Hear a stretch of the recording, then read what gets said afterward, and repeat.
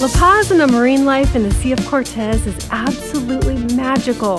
If you love to snorkel or scuba dive or gravitate towards a more outdoorsy experience, you may want to watch our very first episode that highlights the gorgeous natural beauty.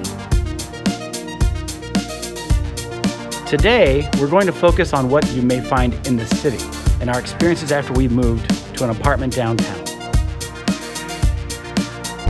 One more thing about the nature. We did a thing. We had the incredible privilege to swim with seals and whale sharks. We thought about putting this in the last video, but because it happened on the last day we were there, we thought we would keep it in chronological order. We decided to put it at the end of this video.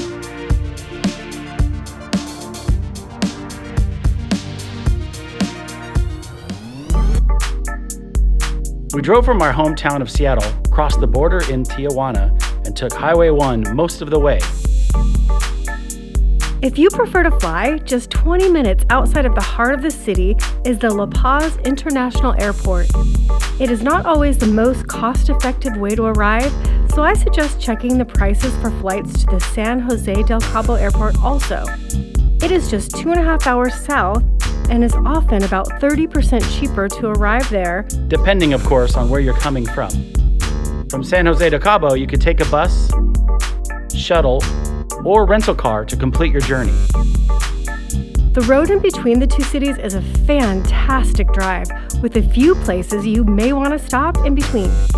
Another option is to take a bus from Tijuana. It takes about 22 hours and costs around $100 to $150.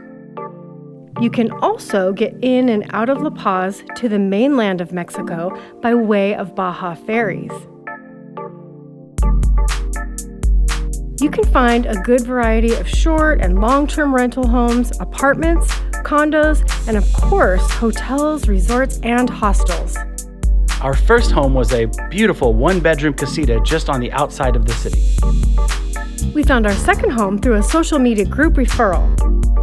This was a second-floor apartment with a roomy layout, perfect for us to work. There were 2 large bedrooms with brand new king-size beds, a washing machine, and a really nice-sized deck. Another plus was the living room. It was the perfect setup for us to have an excuse to get out the projector for our movie nights. The best part, and the whole reason we moved there, is that we are only 4 blocks off the Malecón. The Malecón is what you may call a boardwalk or esplanade. Each city's is laid out a little different, and La Paz is one of our favorites. It's a little over 5 kilometers long. The retail side and the waterfront side is separated by a 2-lane road with a dedicated bike lane. There's a skateboard park in the middle, and a BMX bicycle park on the far end. There is also a gorgeous playground with all kinds of fun equipment for kids, many of which are designed for children with special needs. The waterfront has a wide sidewalk peppered with beautiful sculptures that represent the facts and fables from La Paz history. Once a week, they shut a portion of the Malecón down to cars and encourage residents to come together and skate, bike, run, bring the kids, bring the pets, and make a day of it. La Paz has a relatively short and tumultuous past. It was founded in 1535 and made a capital city in 1830, only after a hurricane devastated the original capital of Laredo. During those 400 years, the town's population rose and fell, sustained at times by pearl mining and port activities, and devastated at other times by famine, drought, and illness. The population had grown to 24,000 in 1960 to about 85,000 in 1976, when tragedy struck yet again. Hurricane Liza hit the shore in late September and is the worst national disaster in the recorded history of Baja. Strength, resilience, and the incredible people of La Paz prevailed, and as of 2021, the population sits at over 250,000. You can only learn so much by doing your own research. We headed to Centro, where we met up with Mario, a lifelong local who came very prepared and gave us a wonderful overview and history of the entire city. In La Paz, their centro has the traditional gazebo-style building, The Our Lady of Peace Cathedral, and the stunning La Paz Art Museum. And that is just one of many. Our guide told us all about the many different galleries, museums, and cultural centers which support an incredible variety of visual and performing arts. In fact, Mario said if you time it right, your visit to La Paz can include a night out for world-class performing arts or concerts at one of the many venues around town.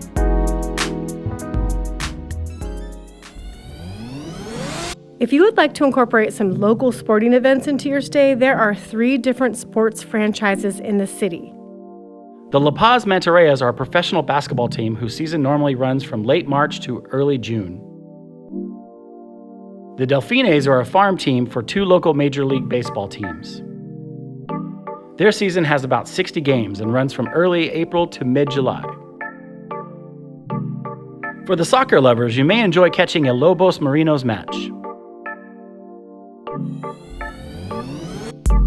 Before our time in Baja was up, we wanted to try and squeeze in a trip to Los Cabos to see what the hype was all about.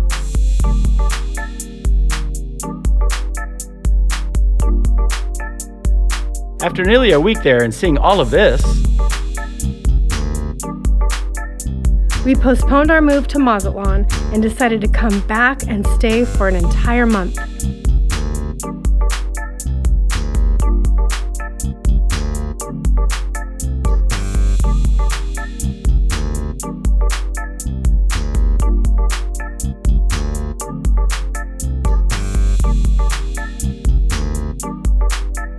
I won't say any more because our time in Los Cabos is featured in our next episode. Of course, seafood is king of what's good on the menu in La Paz. From fish tacos To fresh ceviche, even lobster, you can easily find loads of fresh seafood all over town. we have 2 favorites that weren't seafood. Both places left such an impression that we still talk about them to this day. One was a carnitas establishment in El Centenario. With the best pork tacos we have had, hands down. Our favorite was the rib meat and a side of those crispy chicharrones. We got a huge kick out of the sign. The second was a restaurant featuring local, fresh ingredients with a very popular bakery called Dolce Romero. They had an incredible take on Eggs Benedict that we ordered about 15 times while we were there. They offer a variety of fresh juices, mimosas, delicious coffee, And a very popular bakery that had lines around the block for their seasonal favorites. La Paz has farmers markets, convenience stores, and several large grocery stores right in the heart of the city. We do our best to shop with locally owned businesses as a first choice, and only venture to the big name stores if there's something specific we need and truly can't find it anywhere else. Well, it was almost moving day, but we had scheduled one more thing to do. We booked this trip to go on a whale shark adventure. Oh, Whale Shark Day. Shannon is deathly afraid of the ocean. Yes, as he said, I am a lot afraid of what is in the water.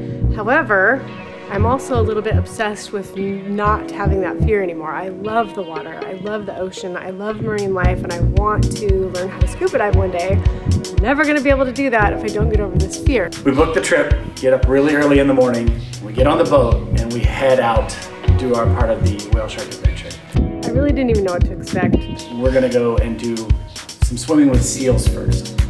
We get there and there's a giant rock there. There's a bunch of seals. You can hear them going, arr, arr, arr, arr, arr. Super stoked about jumping in, and I instantly whee, jump right into the water. Shannon jumps in, and she's okay with it for a little while. She swims. We both have our GoPros on us. And Shannon's got this one that's on a little small handle with a yellow floaty. So we swim out, and we also have Jay with us and a little floaty with a rope on it, just so that other boats will know that we're out there swimming. I look over and they're just playing around us. Like, we're swimming around left and right. They're taking our little floaty and they're taking off with it. We have to go chase it down. It's so much fun.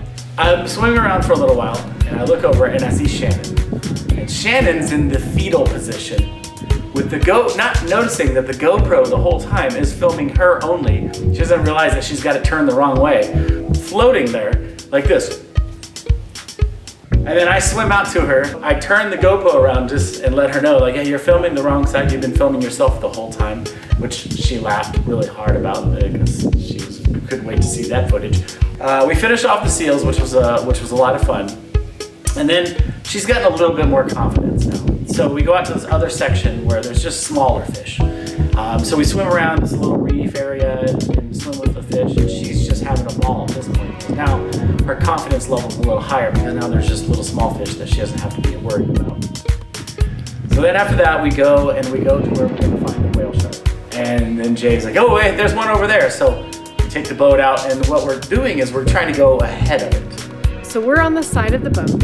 He tells you to drop in. That means the whale shark's gonna come by. So what you're trying to do is drop in and let it pass by you, and you could swim alongside of it. It want nothing to do with you unless you're freaking out, which I was. So my heart is pounding so hard I feel like I'm gonna have a heart attack. He says go, we drop in the water. I can't catch my breath from how hard my heart is pounding. I'll be really honest with you. I was terrified, but also wanting to do this. So we're just waiting in the water, and we've got our little snorkel masks on, just like, and he goes, all right, here it comes. And we're both like, okay, so we go down. Because I was so afraid, my heart was pounding out of my chest. I didn't think much of that other than he said that often whale sharks will investigate. They're just like, they're curious.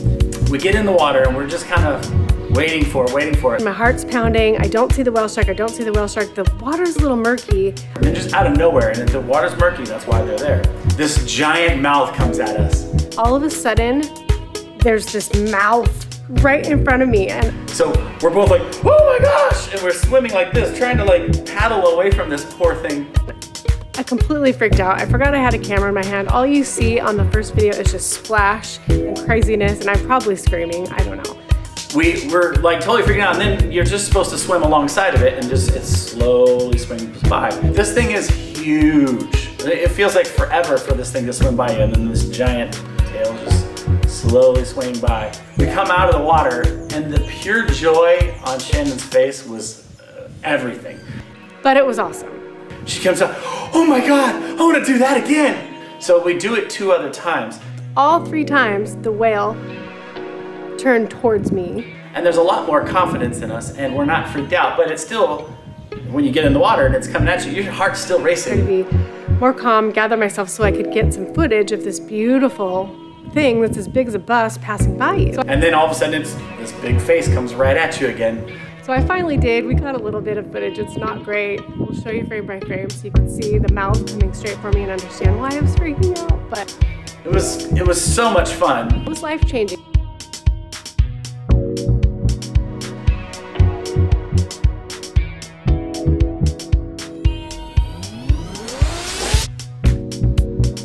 Before we left La Paz for good, we sadly said our goodbyes and had one last soiree.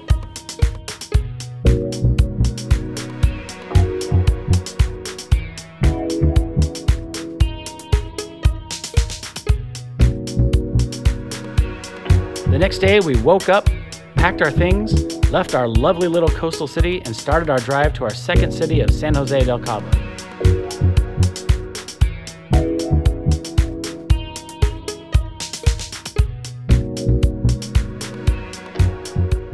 Subscribe to our channel for more. And hit the bell to be notified of new episodes.